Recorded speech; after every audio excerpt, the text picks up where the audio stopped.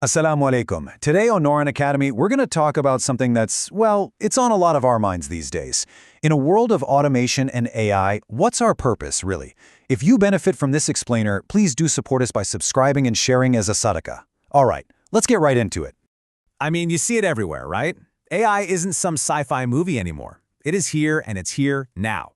It's writing essays for students, creating these mind-blowing pieces of art, designing logos for companies in just seconds. Seriously, the speed at which this is all growing is it's staggering. And it's not just stuff happening on a screen, you know? Out in the real world, robots are basically the backbone of manufacturing now. They're putting our cars together with a kind of precision we humans just can't match. They're even showing up in operating rooms, helping surgeons with super complex procedures. It really feels like that list of human-only jobs is getting smaller and smaller. So, all of this leads to a pretty big, and let's be real, a pretty scary question. If these machines can do pretty much everything better, faster, and more accurately than we can, then what's left for you? What's our part to play in a world that, might not even need us to work anymore? Okay, so this brings us to our first section, a crisis of purpose. It's about understanding this fear of becoming replaceable. And look, this fear, it isn't just about losing a job. It goes way, way deeper. It's really about figuring out what we're even worth in this new reality. And that's the key, right? This isn't just a career question anymore. It's not about economics. It's a purpose question. It makes you stop and wonder, wait a minute, was my value ever just about how productive I was? Was that all it was? Which brings us to a new way of looking at this. Section 2, asking a different question. We need to shift the framework from utility to creation. Because to get a real solid answer here, we have to completely change how we're looking at the problem. We need to stop seeing it through the lens of productivity and start looking at it from a much higher perspective. And right here, this is the pivot point.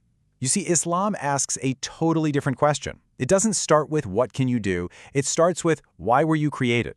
And when you ask that question, everything changes. It reframes the entire conversation. Because suddenly you realize your value as a person was never about your productivity. It was never about your output. You aren't valuable because of what you do. You're valuable because of what you are. A human being, a creation with a deeply sacred purpose. So that leads us to our next section, the human distinction. What you possess that machines will never have. So what is that purpose exactly? Well, it's all about the things we have that machines, no matter how smart they get, can never, ever possess. Let's break down what really makes us different. Okay, just look at this comparison. It really gets to the heart of it. A machine, it just executes a task. But a human makes an intention, a niyyah.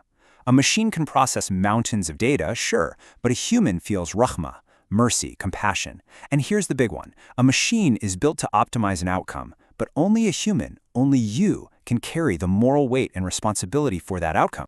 And this all comes down to three incredible things that you have that a machine will never have.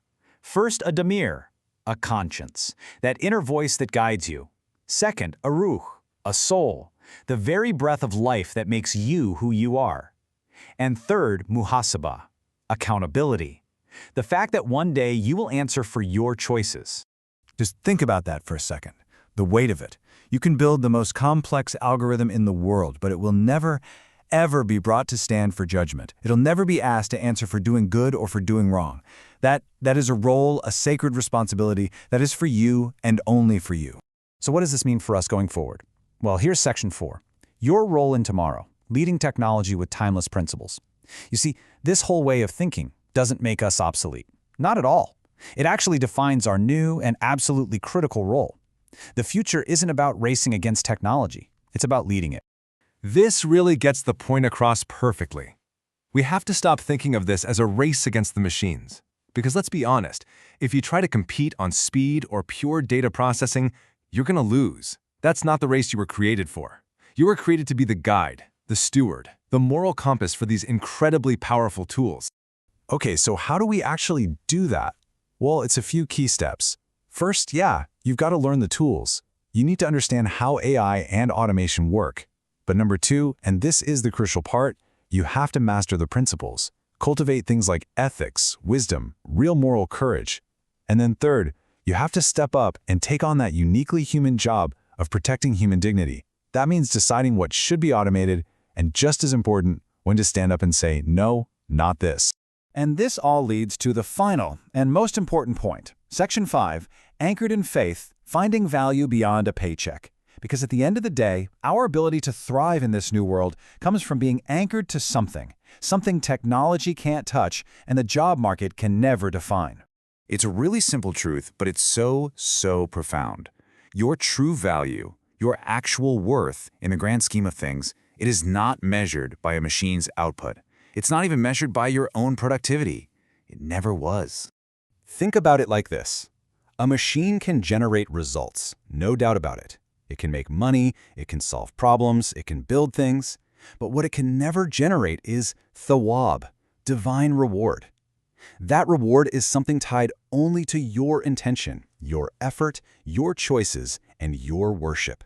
So let's leave you with this final thought, this challenge. Look, machines are going to keep changing the world. That's a fact. We can't even imagine all the ways yet, but the real question isn't about what they're going to do. The real question is, what are you going to do? How are you going to fulfill your unique, God-given purpose in the middle of it all?